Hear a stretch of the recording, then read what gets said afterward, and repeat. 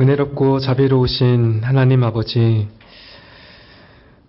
이 무더운 여름에도 우리의 건강을 지켜주셔서 참 함께 모여 하나님을 찬양하게 하시고 또 이 복된 하나님의 말씀을 우리의 양식으로 삼아 이렇게 기도할 수 있도록 인도하여 주시오니 참으로 감사를 드립니다. 참 날이 갈수록 하나님께서 우리에게 베풀어 주신 이 구원의 은혜가 얼마나 크고 놀라운지를 고백하지 않을 수가 없습니다. 참 우리 한 사람의 죄악도 심 크고 무거운데 교회라는 이름으로 범하는 이 죄도 심이 많아서 이 세상의 지탄을 받는 참 괴로운 때에 참 과연 끝까지 믿음을 지킬 수 있을지 또 어렵더라도 끝까지 좁은 길을 갈 수 있을지 장담하기가 어렵지만 하나님 아버지 참 어려운 순간마다 하나님만을 신뢰할 수 있는 이 믿음을 허락하여 주시옵소서. 이 믿음으로 말씀과 기도를 통해서 늘 하나님을 가까이 하는 그런 복된 삶을 살게 하여 주옵시고 좀 그렇게 할수록 죄는 더욱 미워하고 멀리하는 그런 정결한 마음도 허락하여 주시옵소서. 우리가 입술로는 하나님을 부르면서도 여전히 죄를 가볍게 여기고 죄에서 떠나지 않는 그 일이 얼마나 무섭고 두려운 일인지를 깨닫게 하셔서 우리의 영혼이 깊이 병들지 않도록 지켜주옵시고 순종하는 자가 누리는 그 평강과 그 복이 무엇인지를 더 깊이 알게 하여 주시옵소서. 그래서 참 우리의 그 일상에서도 하나님의 기쁘신 뜻을 택하는 순종하는 그런 일들이 많아지게 하여 주옵시고 무엇보다 참 우리의 내면과 그런 행실이 주님을 닮아갈 수 있게 인도하여 주시옵소서. 정말 우리의 그 삶과 교회를 통하여 맺으시는 그 열매 보기를 간절히 소원하오니 하나님 아버지 참 자녀로서의 우리의 그 본분과 또 각자에게 맡겨주신 소명을 잘 행할 수 있는 은혜도 허락하여 주옵시고 속히 오실 주님을 기쁨으로 기다리면서 주님 우리 자신을 잘 준비할 수 있게 늘 함께하여 주시옵소서. 하나님 아버지 참 교회 안에 육신의 질병과 어려움을 당한 분들을 기억하여 주셔서 당장 상황이 바뀌지 않더라도 견딜 수 있는 힘과 은혜를 허락하여 주옵시고 참 그런 상황 가운데 부지런히 하나님의 뜻을 찾을 때에 특별히 평강을 허락하여 주셔서 마음을 지킬 수 있는 은혜가 있게 하여 주옵시고 또 주님의 뜻이면 이 고통의 이 시간을 참 감하여 주시기를 간절히 소원합니다. 우리의 모든 필요를 다 아시오니 이 시간에도 친히 말씀하여 주옵시고 아버지의 뜻을 이루어 주옵시고 그 뜻에 우리가 순종할 수 있는 은혜도 허락하여 주시옵소서. 우리의 모든 것 되시는 주 예수님의 이름으로 기도드리옵나이다. 아멘.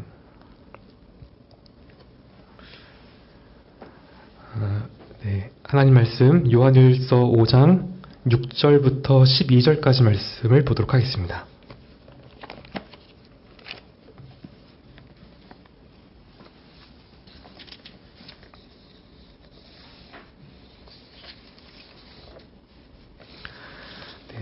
요한일서 5장 6절부터 12절까지 말씀이고요. 네, 한 절씩 교독하신 후에 마지막 절 함께 읽도록 하겠습니다. 이는 물과 피로 임하신 자니 곧 예수 그리스도시라.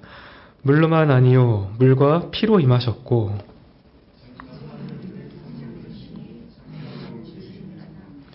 증거하는 이가 셋이니 성령과 물과 피라. 또한 이 셋이 합하여 하나이니라.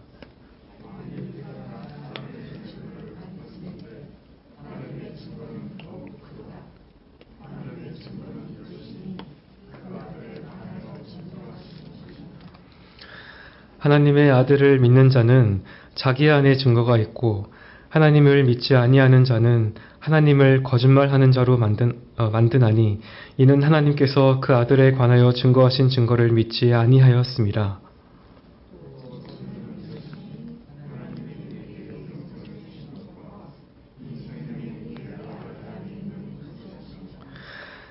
아들이 있는 자에게는 생명이 있고 하나님의 아들이 없는 자에게는 생명이 없느니라. 아멘.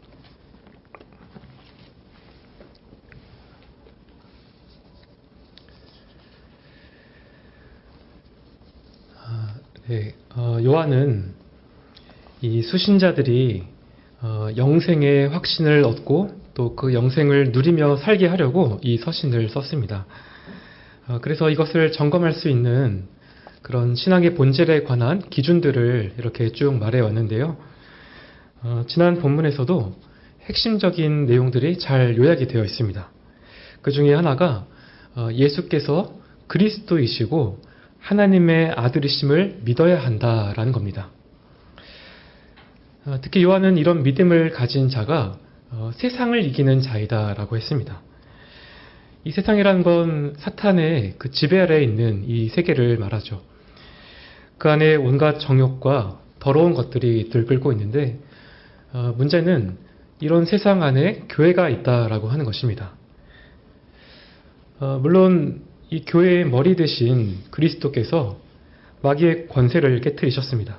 그리고 궁극적인 승리를 이루셨죠. 다만 그 승리가 우주적으로 온전하게 실현이 되기 전까지는 여전히 마귀가 이 세상에서 활동을 합니다. 그래서 교회가 계속해서 영적인 전투를 치러야 하는데요. 만약에 교회가 이 전투 치르기를 포기하면 당연히 여러 문제가 생길 수밖에 없습니다. 세상에 거짓된 그런 가르침 때문에 우리 신앙 고백도 흔들릴 수가 있겠죠. 요한이 편지를 쓸 당시에도 여러 거짓 증인들이 있었습니다. 이들은 무엇보다 예수님께서 육체를 입고 오신 하나님의 아들이라고 하는 사실을 부인했는데 지금도 여전히 그런 주장을 하는 그 이단들이 있죠. 대표적으로 여호와의 증인이 있습니다. 이들도 하나님께서 드러내시기를 원하는 그런 진리가 있다라고 그렇게 주장합니다. 하지만 이들에 따르면 예수님은 하나님이 아니라 그저 피조물에 불과하고요. 원래 예수님께서는 천사장 미가엘이셨는데 이 땅에 태어나셨을 때도 그저 완전한 인간이었다고 봅니다. 또 죽으실 때도 그저 인간으로 죽으셨고요. 부활하실 때는 몸이 아니라 영으로 부활을 하셔서 하늘에 계시지만 하나님과 동등한 위치에 계시지는 않다라고 합니다. 그러니까 이 삼위일체도 강력하게 부정을 하는 거죠. 이처럼 역사 속에는 구원의 기초를 흔드는 이런 거짓 증인들이 늘 있어 왔습니다. 특히 예수님께서 영원하신 하나님의 아들이시며 동시에 이 땅에 육체를 입고 오신 그런 분이라는 사실을 부인하는 이러한 자들은 언제나 하나님의 참된 증언을 부인하는 자들입니다.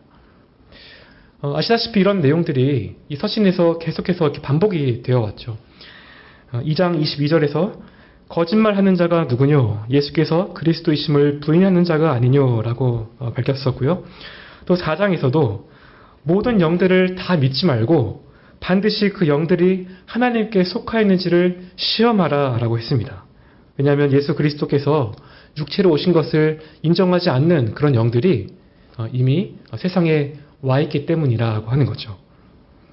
그리고 요한이 이 마지막 이 5장에서 예수 그리스도가 누구인지를 입증하는 아주 강력한 그 증거를 제시합니다. 방금 함께 읽었지만 오늘 우리 본문에서 가장 많이 등장하고 있는 그 표현이 하나 있는데 그것이 무엇입니까? 이 증언한다. 이 증거라고 하는 말이 계속해서 등장하고 있죠. 따라서 오늘 이 본문에는 하나님의 증언이라고 하는 아주 중요한 주제가 담겨 있습니다. 그분의 아들에 관한 증언인데 이 증언을 대하는 우리의 태도에 따라서 영생이 달려있다라고 말씀합니다. 그래서 그 증언의 내용이 무엇인가부터 우리가 살펴보면 좋겠는데요. 먼저 8절을 보시면 증언하는 이가 셋이니 성령과 물과 피라 또한 이 셋이 합하여 하나이니라 하고 합니다. 이 셋이 합하여 하나이다 라고 하니까 마치 삼위일체의 교리를 증거하는 그런 구절처럼 보이죠. 실제로 그 이전 그 시대에 다른 그런 성경 역본에는 하늘에 증언하는 세 분이 계시니 곧 아버지와 말씀과 성령님이시라, 또 이 세 분은 하나이시니라 하고 번역된 것들도 있습니다. 이것은 번역을 할 때 그 참고한 사본의 차이 때문에 그런 것인데요. 그때는 아직 그 많은 사본을 이렇게 비교를 해서 확정이 된 그 본문을 가지기 전이었습니다. 그래서 일반적으로는 지금 우리말 성경이 잘 번역을 한 것처럼 이 성령과 물과 피로 보는 게 더 좋다라고 인정을 하고 있고요. 그러니까 이 구절은 삼위일체에 대한 증거 구절이 아닌 거죠. 앞서 말씀드린 것처럼 이 세 가지는 예수님께서 하나님의 아들이심을 증거하는 그런 핵심적인 증거라고 할 수 있습니다. 일단 6절에 예수 그리스도께서 물과 피로 임하셨다라고 하면서 이 첫 번째 증거로 물이 등장합니다. 여러분, 이 물이 무엇을 의미할까요? 어떤 사람들은 이 물과 피로 임하셨다라고 하니까 이 물이 십자가에서 달리신 그 예수님의 옆구리에서 이 피가 함께 쏟아질 때 그때 같이 나온 그런 물이라고 그렇게 해석을 합니다. 하지만 이렇게 이제 보면 사람이 죽었다고 하는 그런 육체적인 사실은 확인이 되지만 이것을 어떤 신적인 증거로 보기는 조금 어렵겠죠. 또 어떤 사람들은 이 물은 세례이고 피는 성찬이다. 물과 피는 그러니까 이 성례이다라고 그렇게 주장을 하기도 합니다. 하지만 이 성례 역시 어떤 신적인 증거라기보다는 하나님께서 이 교회에 주신 어떤 기능에 더 가깝다라고 할 수가 있겠죠. 문맥을 볼 때 이 물은 예수님께서 공생의 사역을 시작하실 때에 요단강에서 세례 요한에게 세례를 받으신 그 세례를 의미한다라고 보이고요. 여기서 물론 이 세례 요한은 이 서신을 쓴 요한과는 다른 인물이죠. 그리고 이 피는 예수님의 십자가 죽음을 가리킨다라고 보입니다. 왜냐하면 이 예수님을 둘러싸고 있는 이 두 가지, 이 물과 이 피, 예수님의 이 세례와 죽음은 그분의 생애와 사역을 이해하는데 아주 결정적인 사건이기 때문이죠. 이 두 가지 주목할 만한 사건을 들어서 하나님께서 증언을 하시고 계시는 겁니다.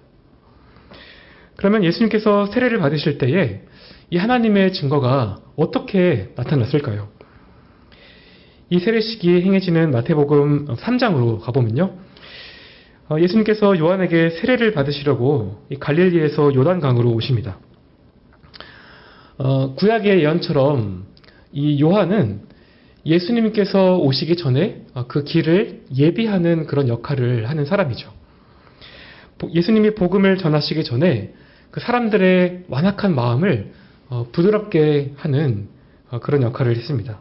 그래서 요한은 사람들에게 회개하고 죄를 고백하라 라고 촉구했고요.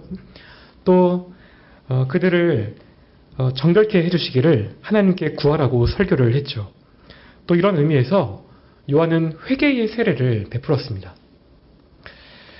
그런데 이 세례가 충격적이었던 한 가지 이유가 있는데요.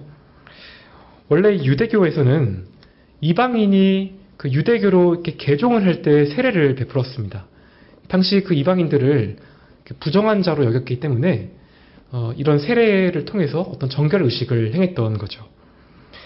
그런데 이 세례 요한은요, 이방인이 아니라 이미 선민이라고 자부하던 그 유대인들에게 세례를 받으라라고 그렇게 전했습니다. 왜냐하면 당시 이 유대인들, 특히 스스로를 의롭다고 여겼던 이 바리새인과 종교 지도자들은 자신들이 의로우니까 자신들이 그 심판의 잔을 피할 수 있을 거라고 그렇게 생각했기 때문이죠. 그래서 요한은 너희가 아브라함의 자손이라고 해서 당연히 구원을 받을 줄로 아느냐? 너희는 하나님 보시기에 이방인들보다 나을 게 없으니 스스로를 부정한 자로 여기고 회개를 해야 한다라고 그렇게 전한 겁니다. 그래서 이 요한의 세례에는 조금 이렇게 가혹한 그런 면이 있죠. 그런데 놀랍게도요, 예수님께서 이 세례를 받으려고 나아오셨습니다. 여러분, 예수님께서는 전혀 죄가 없으신 분인데 왜 죄인들이나 받는 이 회개의 세례를 받으려고 이렇게 나아오셨을까요? 세례를 주던 요한도 이 사실을 잘 알고 있었죠.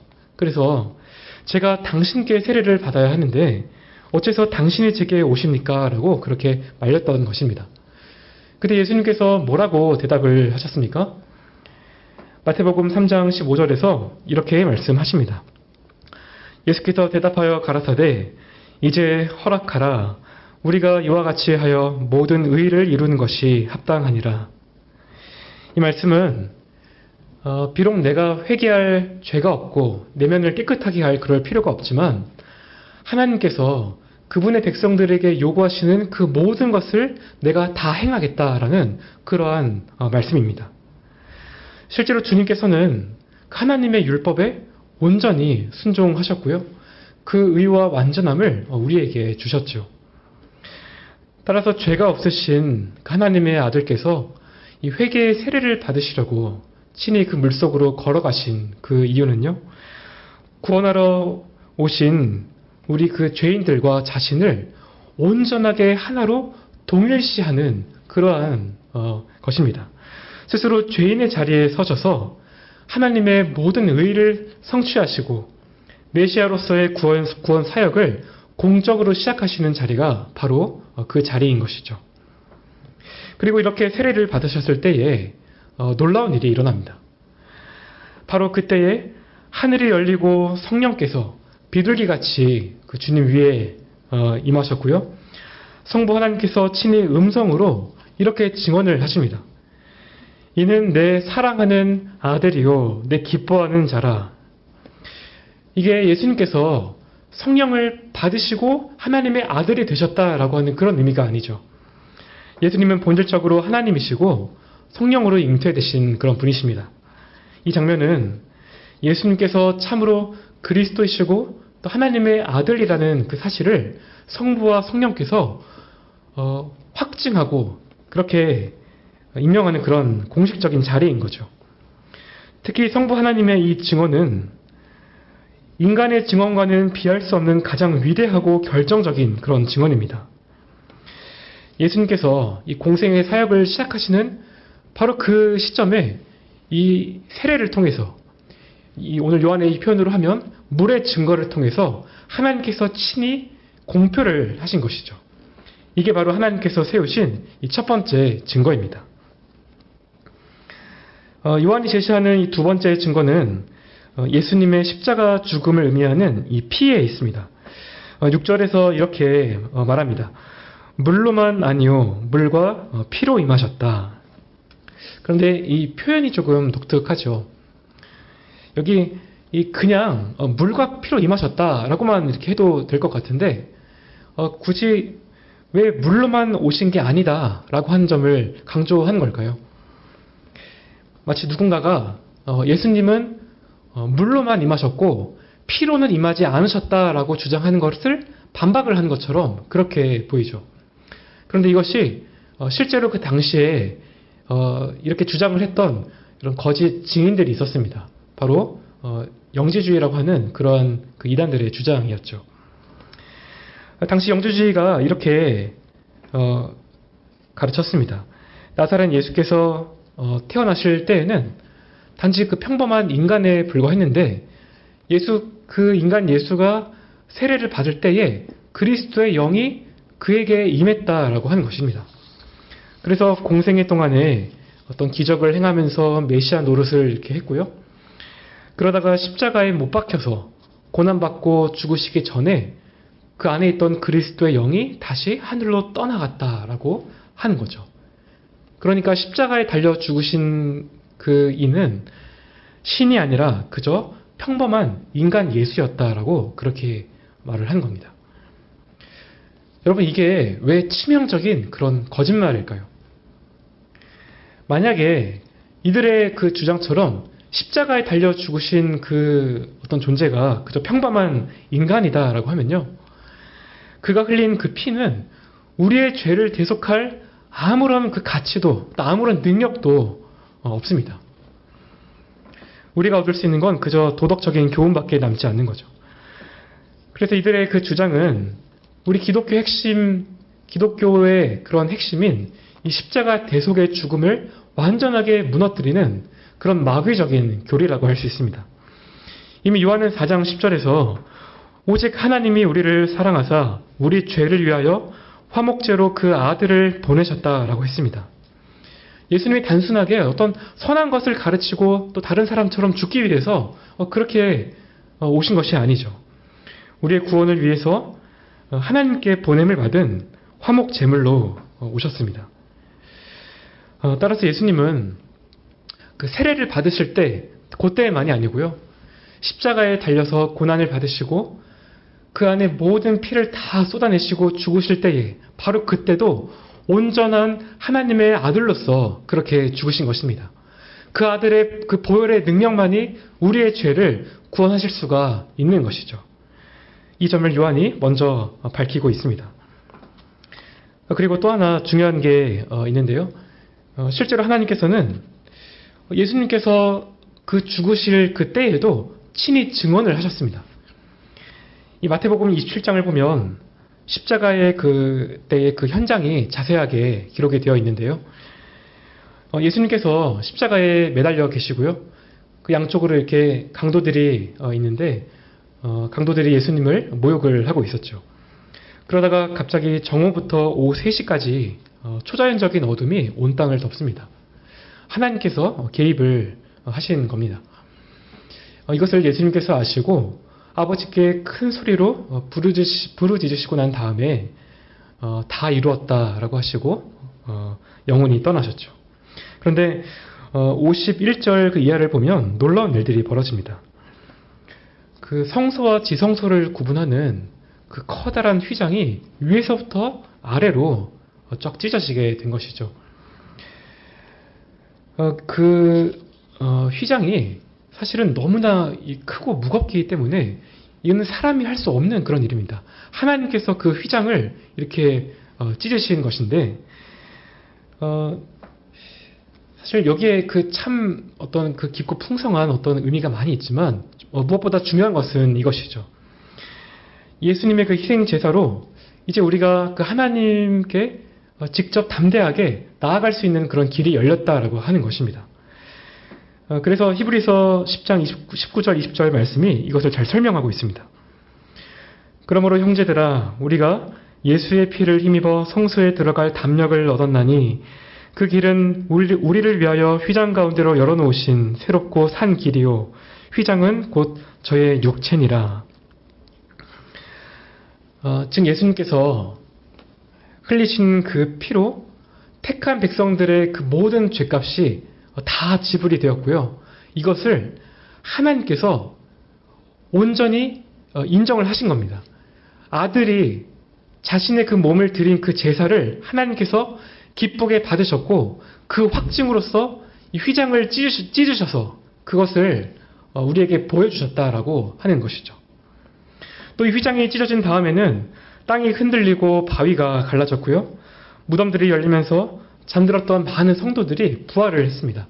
그리고 부활하신 주님을 뵙고 난 다음에 예루살렘에 들어가서 많은 사람들에게 나타나게 되었죠. 그때에 이 모든 일들을 목격한 백부장이 이렇게 두려워 떨며 말을 합니다. 이는 진실로 하나님의 아들이었도다. 이방인이었던 이 백부장이 부활의 증인이 된 겁니다. 또 이 백부장과 함께 있던 그러한 사람들도 똑같은 말을 했다라고 하는데요. 왜냐하면 이 엄청난 일들을 보고서는 도저히 다른 결론을 내릴 수가 없기 때문이죠. 어떤 면에서는 예수님의 이 세례 때에 하나님께서 친히 음성으로 증언을 하신 것보다 더 광범위하고 놀라운 그러한 이 측면이 여기에 있습니다. 여러분 이처럼 하나님께서는 예수님의 그 마지막 순간에도 이 십자가 죽음을 통해서 친히 그것을 증언하셨습니다. 죄인들을 대속하시려고 여기에 이렇게 피 흘린 자가 바로 내가 세상에 보낸 참된 구원자요 아들이라는 사실을 이렇게 확증을 하신 겁니다. 이게 바로 하나님께서 세우신 피의 증거라고 할 수 있습니다. 요한이 제시하는 세 번째 증거는 바로 성령 하나님이십니다. 7절에 따르면 증거하시는 이는 성령이신데 성령께서는 진리라고 말씀합니다.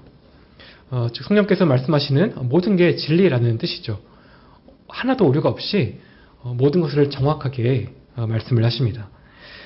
그러면 성령께서 예수님의 그 생애를 어떻게 증언을 하셨을까요? 사실 이 내용을 우리가 좀 깊이 파면 어떤 그 신학의 한 분야를 차지할 만큼 굉장히 방대한 내용인데요. 그래서 좀 몇 가지 증거 구절을 위주로 좀 살펴보면 좋겠습니다. 우선 예수님께서 이 성령으로 잉태가 되셨는데 성령의 그 능력으로 예수님의 그 인성이 이렇게 조성이 되셨죠. 이는 천사가 마리아에게 말한 것과 같습니다. 누가복음 1장 35절에 성령이 내게 임하시고 지극히 높으신 이의 능력이 너를 덮으시리니 이러므로 나실 바 거룩한 자는 하나님의 아들이라 일컬으리라. 네, 최근 오전 예배 설교를 통해서 이미 잘 알고 계신 내용입니다. 이렇게 성령으로 나신 주님께서는 이 공생애를 시작하실 때도 성령의 큰 확증을 받으셨죠. 앞서 말씀드린 것처럼 성령께서 비둘기 같은 형상으로 임하셔서 하늘의 권능을 부어주셨습니다. 세례 요한도 이를 목격하고 나서 예수님이 하나님의 아들이심을 내가 알게 되었다라고 그렇게 말합니다. 요한복음 1장 32절부터 34절에 조금 길지만 제가 읽겠습니다. 요한이 또 증거하여 가로되 내가 봄에 성령이 비둘기같이 하늘로서 내려와서 그의 위에 머물렀더라. 나도 그를 알지 못하였으나 나를 보내어 물로 세례를 주라 하신 그이가 나에게 말씀하시되 성령이 내려서 누구 위에든지 머문 것을 보거든 그가 곧 성령으로 세례를 주는 이인 줄 알라 하셨기에 내가 보고 그가 하나님의 아들이심을 증거하였노라. 이처럼 예수님께서는 성령으로 충만하셨기 때문에 그분의 삶과 사역도 능력으로 충만했습니다. 그 많은 어떤 기적과 어떤 그런 사건들이 다 성령의 능력으로 이루어진 그런 일들이었고요. 특히 성령 하나님의 가장 강력한 증언은 역사적인 그 부활 사건에서 나타납니다. 로마서 1장 4절에서 바울이 성령님을 성결의 영이다라고 말하면서 이렇게 표현하죠. 성결의 영으로는 죽은 가운데서 부활하여 능력으로 하나님의 아들로 인정되셨으니 곧 우리 주 예수 그리스도시니라. 또 성령께서는 예수님께서 승천하신 그 후에도 계속해서 예수님을 증거하십니다. 주님께서 제자들에게 성령을 베풀 것이라고 그렇게 말씀을 하셨죠. 제자들이 그 약속을 기대하면서 오순절날 함께 모여서 기도할 때에 그들이 다 함께 성령의 충만함을 받습니다. 그리고 이 모든 일들의 증인이 되어서 그리스도를 증거하게 되죠. 이처럼 성령께서는 예수님의 그 모든 생애와 부활과 승천에 이르기까지 계속해서 증언을 하셨습니다. 바로 이분이 참된 하나님의 아들이다라고 하는 사실을 온 천하에 증거를 하신 거죠. 이렇게 요한은 물과 피와 성령이라고 하는 세 가지의 강력한 증거를 제시합니다. 이제 8절에서 이 증언들을 하나로 묶어서 그래서 결론을 내리죠. 증거하는 이가 셋이니 성령과 물과 피라. 또한 이 셋이 합하여 하나이니라. 우리가 확인을 한 것처럼 예수님의 이 세례, 또 십자가의 죽음, 또 진리의 이 성령이라고 하는 이 세 증인이 완벽하게 하나의 목소리를 내고 있습니다. 외적으로나 어떤 역사적으로 또 명백하고 공식적으로 다 일치가 되어서 나사렛 예수께서 참으로 그리스도이시다, 하나님의 아들이시다라고 그렇게 증명을 하는 겁니다. 물론 저와 여러분은 그 당시 그 역사적인 현장에는 없었죠. 하지만 그 증거가 여전히 지금도 살아 있습니다. 왜냐하면 성령 하나님께서 또 다른 일을 하셨는데 이 모든 일들을 다 기록을 할 수 있도록 영감을 주신 거죠. 여러 저자들을 통해서 성경을 기록하게 하셨고요. 그래서 누구든지 예수님을 알고 싶어 하면 이 성경을 피기만 하면 하나님의 그 증언을 우리가 들을 수 있게 됩니다. 여러분, 그러면 이렇게 증거가 확실한데 우리가 당연히 이 증거를 받아들여야 되지 않을까요? 일반적으로 어떤 그 세상의 재판에서도 여러 그 증언들이 어떤 그 사건의 경위와 자연스럽게 일치가 되면 그런 증언을 좀 중요하게 생각하는 그런 어떤 경향이 있죠. 비슷한 원리가 성경에도 나와 있습니다. 신명기 19장에는 어떤 악이나 죄에 대해서도 증인을 하나만 세우지 말고 둘이나 셋의 증언으로 그 일을 확정하라 라고 말씀하고요. 또 주님께서도 마태복음 18장에서 교회 안에 누군가를 징계할 때에 두세 증인의 입으로 모든 말을 확증하라 라고 하셨습니다. 특히 그 장로에 대한 고소는 두세 사람이 아니면 받지 말라고 디모데전서 5장에서 말씀을 하고 있죠. 오늘 이 본문의 증거들도 마찬가지입니다. 이렇게 확실한 그 세 가지의 증거가 있다고 한다면 우리가 어떻게 이것을 의심을 할 수 있을까요? 심지어 이 증거들을 증언하시는 그 궁극적인 주체는 바로 하나님이십니다. 하나님의 증거는 이런 어떤 사람의 증언과 비할 수가 없는 거죠. 그래서 이 요한이 만일 우리가 사람들의 증거를 받을진데 하나님의 증거는 더욱 크도다라고 그렇게 말을 한 겁니다. 하지만 참 불행하게도 어떤 사람들은 계속해서 어떤 또 다른 증거를 보여달라라고 그렇게 요구를 합니다. 예를 들면 어떤 직접 음성을 듣는다든지 어떤 환상을 본다든지 또 어떤 특별한 계시를 보여주면 내가 그때 예수님을 한번 믿어보겠다라고 그렇게 말을 하는 거죠. 또 아니면 내 어떤 안에 뜨거운 어떤 감동이 일어나면 내가 그때 한번 진지하게 믿어보겠다라고 하는 것입니다. 하지만 이런 어떤 기대는 우리가 하지 않는 게 좋습니다.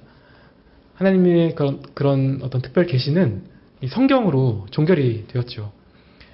이 책에다가 다른 어떤 계시를 더하려고 하면 저주를 받습니다. 정말 누군가가 어떤 새로운 계시를 받았다라고 하면 그 사람은 지금 어떤 이 저주를 받으려고 일종의 모험을 하는 겁니다. 그리고 이건 사실 성경이 불완전하다라고 그렇게 말을 하고 있는 거죠. 하나님께서 이미 충분하게 다 계시를 해주셨는데 왜 그 사람의 편의를 위해서 하나님께서 그 사람에게 따로 그렇게 말씀을 하셔야 할까요?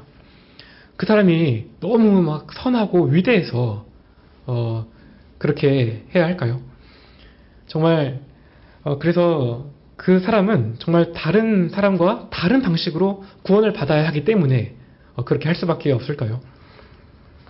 우리가 이 방금 살펴본 이 물과 피와 성령의 이 증거라고 한 것은요, 하나님께서 자신의 명예를 걸고 세우신 가장 완벽한 그 증거입니다. 결국 거짓말을 하실 수 없는 분이 주신 증거라면 이것보다 더 큰 증거가 당연히 존재할 수 없겠죠. 그런데도 계속해서 다른 증거를 요구하면요, 그 사람은 평생을 불신자로 살아가게 될 수밖에 없을 것입니다. 따라서 요한은 10절에서 신앙의 참된 원리를 이렇게 말합니다. 하나님의 아들을 믿는 자는 자기 안에 증거가 있다라는 것입니다. 우리가 여기에서 주목할 게 이 순서인데요. 하나님의 아들을 믿는 것과 증거 중에 무엇이 먼저 오고 있습니까? 믿는 것이죠. 네, 믿음입니다.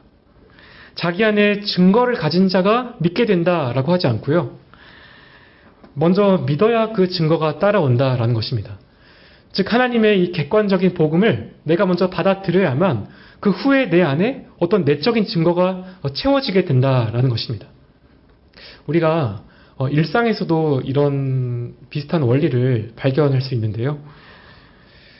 어떤 그 환자가 이렇게 아파서 병원에 갔는데 의사 선생님께서 그 질병에 정말 효능이 있는 좋은 약을 처방을 해주셨습니다. 그런데 그 환자가 약을 이렇게 받고 이렇게 말을 하는 거죠. 선생님, 참 죄송하지만 이 약이 정말 내 몸을 치료한다고 하는 그 증거를 내가 먼저 느끼게 해주십시오. 그러면 그때 내가 이 약을 먹겠습니다. 그러면 그 환자의 병이 과연 나을 수 있을까요? 당연히 나을 수가 없겠죠. 약의 효능을 직접 경험을 하려면 그 먼저 의사를 신뢰하고 약을 먹어야만 그 효과를 알 수 있는 것입니다. 그 영적인 원리도 이와 비슷한데요. 죄인은 하나님의 그 말씀에 굴복하기 전까지는, 즉 온전하게 복음을 받아들이기 전까지는 그 능력을, 그 내적인 증거를 결코 가질 수 없습니다. 요한복음 1장 12절도 이렇게 같은 말씀을 합니다. 영접하는 자, 곧 그 이름을 믿는 자에게 하나님의 자녀가 되는 권세를 주신다라고 말씀을 하는 거죠. 따라서 우리가 먼저 이 복음을 믿어야 합니다. 그러니까 아들을 증언하신 이 하나님은 우리가 당연히 가장 신뢰할 수 있는 그러한 분이시고요. 그 하나님께서 주신 증거에 우리 자신을 온전하게 내어 맡길 때에, 바로 그때에 성령의 확증이 임하게 됩니다. 그 증거가 진리라고 하는 걸 우리 안에 확증을 해주시는 것이죠. 물론 어떤 경우에는 이런 내적인 증거가 우리 안에 있으면서도 그것을 발견하지 못할 때가 있습니다. 우리가 참 진짜 중요한 물건인데 잠깐 정신이 다른 데 이렇게 팔려서 그 물건이 어디에 두었는지 잘 찾지 못하게 되는 좀 그런 때가 있는 것처럼요. 신자들도 자기 안에 증거들이 있지만 어떤 그거를 좀 알아볼 수 있는 어떤 그 지혜가 없을 수도 있고요. 또 부주의하거나 또 죄를 범해서 눈이 어두워져서 그런 증거들을 잘 발견하지 못할 수도 있습니다. 하지만 참된 믿음이 있으면 성령께서 반드시 그 증거를 발견하게 하십니다. 계속해서 진리를 우리에게 증거해 주시고요. 그 진리가 정말 참되다라고 하는 것을 우리의 삶에서 계속해서 경험을 하게 하십니다. 그 비유를 하자면 마치 어떤 고용주가, 어떤 회사의 고용주가 새로운 직원을 뽑는 그런 상황과 조금 비슷한데요. 어떤 사람이 이렇게 지원을 했는데 이력서도 훌륭하고 면접도 잘 치렀습니다. 그래서 그 사람을 이제 이렇게 뽑게 되었죠. 하지만 이 고용주의 입장에서는 아직은 이 사람이 일을 정말 잘 할 수 있을지 어떨지 알 수가 없습니다. 그 이력서에 쓰지 않았거나 어떤 면접을 통해서 잘 드러나지 않은 어떤 결함이 있을 수도 있기 때문이죠. 그래서 이제 몇 달을 이렇게 일을 같이 하니까 이 사람이 너무 생각보다 일을 잘하는 겁니다. 기대보다 너무 훌륭하고 너무 만족스러웠던 거죠. 그래서 만나는 사람들에게도 참 그 직원을 칭찬하고 또 그렇게 될 수 있습니다. 우리의 신앙생활이 이것과 비슷한 면이 있는데요. 우리가 그 아들에 관한 하나님의 증언을 우리가 믿고 주님을 우리 삶에 받아들이게 되면요. 그리고 나서 우리가 주님과 동행할 때에 그 증언이 얼마나 참되고 진실한지를 점점 더 깊이 깨닫게 됩니다. 여전히 우리가 계속해서 죄를 짓죠. 그런데 회개할 때에 여전히 우리를 의롭다고 하시고 또 참 계속해서 주님을 닮게 하시는 그 구원의 은혜가 얼마나 크고 놀라운지를 경험하게 됩니다. 그리고 이런 경험이 깊어질 때에 우리가 주님을 더 많이 사랑하게 되죠. 처음에 들었던 그 복음을 통해서 들었던 그 주님에 대한 증언이 모두 다 사실이었구나. 정말 이 말로 나던 귀로 들었던 것보다 더 주님께서 훨씬 존귀한 분이시구나 라는 것을 깨닫게 되는 것입니다. 여러분 이처럼 이 성령의 내적인 이런 증거는 우리를 정말 어떤 참된 증인으로 만들어 갑니다. 이 증거가 너무나 확실해서요. 계속해서 우리 안에서 그 구원의 확신과 기쁨을 만들어내고요. 예수님을 계속해서 자랑하지 않을 수 없게 그렇게 합니다. 세상의 어떤 유혹이나 거짓된 가르침도 절대로 흔들 수 없는 참된 증인으로 살게 하는 거죠. 그러면 끝으로 하나님께서는 왜 이렇게 크고 놀라운 확실한 이런 증거를 우리에게 주시는 걸까요? 그 궁극적인 목적이 11절에 나옵니다. 또 증거는 이것이니 하나님이 우리에게 영생을 주신 것과 그 생명이 그의 아들 안에 있는 그것이니라. 하나님께서 물과 피와 성령이라고 하는 이 증거를 주신 그 단 한 가지 그 이유는요. 죄로 죽었던 우리에게 영생을 선물로 주시기 위함이다라고 그렇게 말합니다. 여러분이 영생이라고 하는 게 무엇일까요? 이 영생이라고 하니까 그냥 무한정 이렇게 사는 그런 어떤 느낌이 들지만 사실은 양보다는 어떤 질 쪽에 더 가깝습니다. 장차 하나님 나라가 완성이 되었을 때에 우리가 천국에 가야만 얻게 되는 그런 혜택이 아니고요. 예수님을 믿게 되는 지금 이 순간부터 누리게 되는 그러한 놀라운 은혜의 선물이죠. 그런데 이 영생에 관한 한 가지 중요한 사실은요. 이 생명이 오직 하나님의 아들 안에만 있다라는 것입니다. 여기에 복음의 배타성이 있습니다. 지금 세상은 예수님 말고도 다른 종교를 믿거나 어떤 선한 삶을 살면 구원을 얻을 수 있다라고 그렇게 말을 합니다. 하지만 이 문제에서 성경은 매우 단호하죠. 그리스도 외에는 다른 어떤 이름으로도 구원을 받을 수 없습니다. 주님께서도 내가 곧 길이요 진리요 생명이니 나로 말미암지 않고는 아버지께로 올 자가 없느니라 말씀하셨고요. 또 오늘 하나님께서도 이 세 가지 결정적인 증거를 내세우신 것이 바로 이런 이유 때문이죠. 오직 아들 안에만 생명이 있습니다. 그러면 이 확실한 증언 앞에서 우리에게 두 가지의 선택지밖에 없는데 우리가 그 선택에 따른 어떤 책임을 져야 하는 것입니다. 12절에서 이렇게 말씀합니다. 아들이 있는 자에게는 생명이 있고 하나님의 아들이 없는 자에게는 생명이 없느니라. 여러분 만약에 끝까지 예수님을 안 믿고 그렇게 거부를 하게 되면요. 10절에서 요한이 아주 두려운 말을 했습니다. 아들에 대한 하나님의 증거를 믿지 않는 자는 하나님을 거짓말하는 자로 만든다라고 하죠. 예수님을 믿는 게 사실은 어떤 개인의 취향이나 선택의 문제가 아닙니다. 예수님을 믿지 않을 때에 하나님의 어떤 그 율법과 증거를 모조리 다 부정을 하게 될 뿐만 아니라 가장 심각한 그 신성 모독을 그런 죄를 범하게 됩니다. 진리 자체이신 하나님께 당신은 위증을 하고 있다. 당신은 마귀와 같은 거짓말쟁이다 라고 그렇게 한다면 정말 끝까지 그렇게 믿는다고 한다면 과연 그 사람이 정말 구원을 받을 수 있을까요? 이건 동정할 게 아니라 우리가 심각하게 두려워해야 할 그런 죄이고요. 영원한 심판을 받을 수밖에 없는 중대한 죄라는 것을 우리가 반드시 기억해야 합니다. 하지만 반면에 아들을 가진 자에게는 참된 생명이 있습니다. 물론 이 생명이 그리스도와 연합한 자들에게 주어지게 되는 것이고요. 또 이 생명은 나 혼자만이 아니라 서로 사귐을 사귀는 가운데에 더 풍성하게 누려지는 그러한 생명입니다. 갈수록 교회도 이 개인주의가 좀 심해지고 있어서요. 내가 혼자만 좀 이렇게 신앙생활을 잘하면 그만이라고 그렇게 생각할 수 있지만 아무래도 좀 다른 지체들에 대한 어떤 사랑과 섬김과 관심이 부족해질 수밖에 없겠죠. 사실 이 영생이라고 하는 것은요. 하나님의 생명이고 성삼위 하나님께서 영원전부터 누려왔던 그런 생명입니다. 그래서 우리의 생명도 서로 교제하는 가운데에 서로 사랑하면서 더욱 풍성하게 누릴 수 있게 되고요. 그리고 그 안에서 믿음이 견고해지고 큰 확신도 갖게 되는 거죠.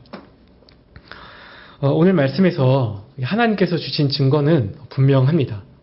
요한의 말처럼 예수님의 세례와 또 십자가의 그 죽음과 또 성령으로 나타난 이 모든 증거들은 예수님께서 하나님의 아들이시다라고 한 것을 한 목소리로 증명을 하고 있습니다. 물론 이 세상은 끊임없이 우리의 신앙 고백을 흔들려고 하고 복음의 능력을 약화시키려고 하죠. 하지만 어느 때에도 이 하나님의 그 증언은 결코 변함이 없습니다. 우리가 이 진리를 굳게 붙잡아야 하고요.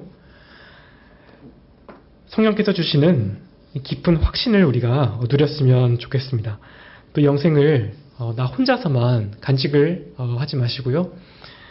교회 안의 다른 지체들과 함께 사랑하고 섬기면서 그 기쁨을 같이 충만하게 나누시면 좋겠습니다. 그렇게 우리가 살아갈 때에 복음이 얼마나 영광스러운지를 드러낼 수 있게 되고요. 또 넉넉하게 세상을 이기는 그런 참된 증인으로 살아갈 수 있습니다. 이런 은혜가 하나님의 아들을 믿는 우리 모두에게 있기를 간절히 소원합니다. 함께 기도하겠습니다.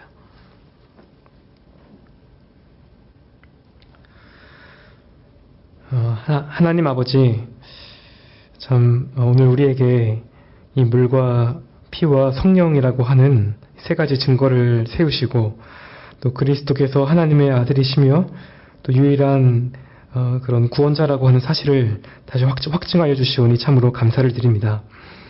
참 요한의 때와 같이 지금도 우리의 믿음의 기초를 흔드는 그런 온갖 거짓된 가르침들이 너무나 많지만 참 이 시간 우리의 믿음을 변치 않는 이 하나님의 증언 위에 굳게 세워 주시옵고 또 그 안에서 영생을 우리가 누리며 사는 복된 인생들이 다 되게 하여 주시옵소서. 또 성령께서 우리 안에 주시는 참 그 구원의 확신과 평강이 날마다 커져가게 하옵시고 또 이런 은혜가 교회 안에 더 풍성해져서 우리가 더 사랑하고 또 이 교회를 통해서 그 복음의 영광이 밝게 드러나는 그런 은혜가 있게 하여 주시옵소서. 우리를 영원한 그 생명으로 인도하시는 존귀하신 예수님의 이름으로 간절히 기도드리옵나이다. 아멘. 하늘에 계신 우리 아버지시여, 이름이 거룩히 여김을 받으시오며 나라의 임하옵시며 뜻이 하늘에서 이룬 것 같이 땅에서도 이루어지이다. 오늘날 우리에게 일용할 양식을 주옵시고 우리가 우리에게 죄 지은 자를 사하여 준 것 같이 우리의 죄를 사하여 주옵시고 우리를 시험에 들게 하지 마옵시고 다만 악에서 구하옵소서. 대개 나라와 권세와 영광이 아버지께 영원히 있사옵나이다. 아멘.